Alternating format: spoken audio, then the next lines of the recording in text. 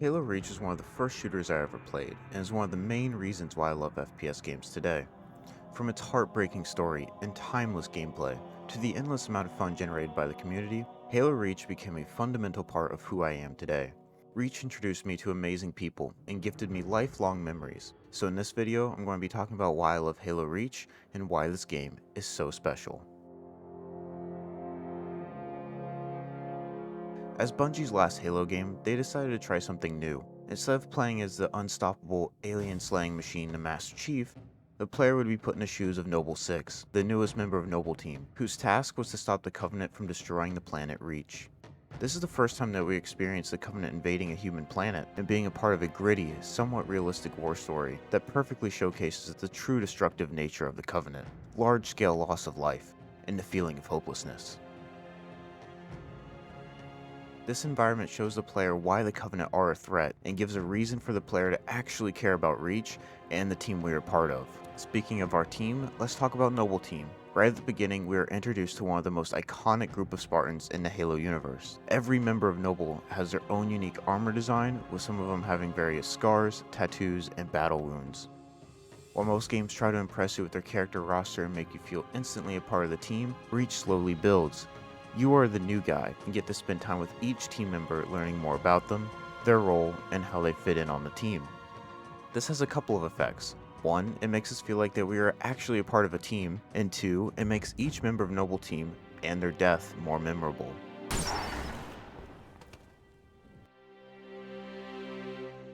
Now let's talk a little bit about the landscape and music, and how seamlessly they interconnect with the story. Throughout the campaign, we get to see these stunning landscapes with the vast oceans to the Rocky Mountains, barren deserts, and expansive cities. We get to travel between and play through all these different environments during the day and at night. We get to see how beautiful this world truly is and how similar it is to our own. This coupled with the perfectly crafted score written by Martin O'Donnell and Michael Savitar, and the fantastic cinematography further immerses the player in the world of Reach, its characters, and the story it's trying to tell.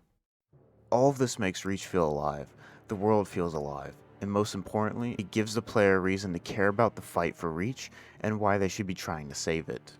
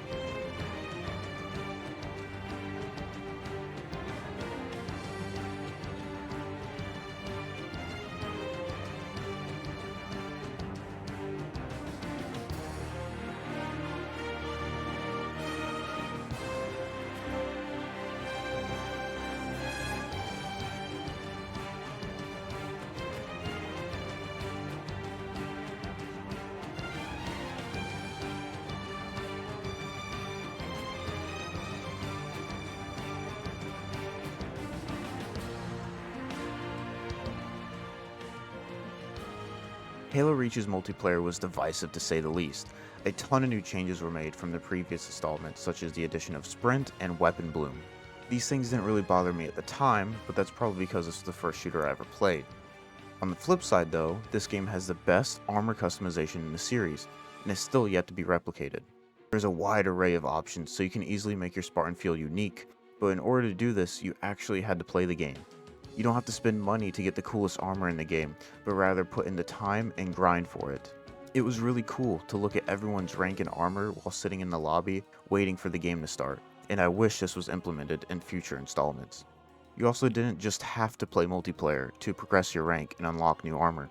The game rewards you with experience and credits for whatever game mode you wanted to play, and also provided you with challenges each week to further your progression. I also really like how all the armor sets were appropriately named and looked the part, so if you wanted to roleplay or give your Spartan some background history, you could. For example, you might want your Spartan to wear the commando helmet with the tactical patrol vest and the sniper bullets on the arms. This could show that your Spartan was a leader who was capable of gathering intelligence and using a sniper rifle. Stuff like that. I also really liked how every armor piece felt like it would fit in the Halo universe. One of the things that kind of bothered me about newer Halo games was that some of the armor pieces didn't really feel like they fit in. There was also the addition of customizable elites. While not as extensive as the customization for your Spartan, it was still really cool that you could choose the class and colors for your elite. Another great addition was the game mode Invasion. For the first time in franchise history, you could play 6v6 PvP with Spartans and elites against each other. This game mode had you starting out with only 2 classes on each side, with either an objective of defending or attacking a point on the map. If the attacking side managed to successfully capture a point, then both teams would unlock new classes, as well as unlock new objectives, further opening up the map.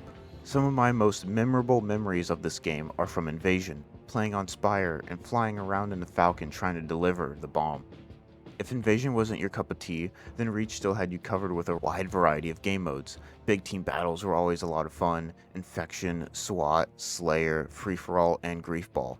And if somehow you still didn't like any of that, then you also had Customs, which takes us into our next game mode, Forge.